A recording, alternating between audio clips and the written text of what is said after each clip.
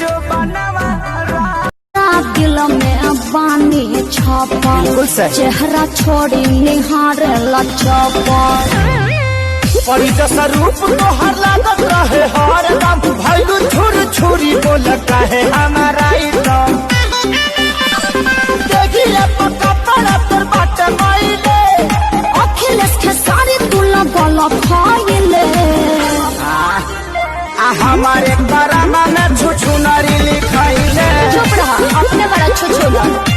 इला धइलो प्यार ठोना भागइलो कटोरा में अरे छाल ही पड़ गइल बा चढ़ गई हो छत पाया कोरा में डूबी गई हो जान सीधे कोरा में चढ़ गई हो छत पाया कोरा मेरा मन क्यों तुम्हें चाहे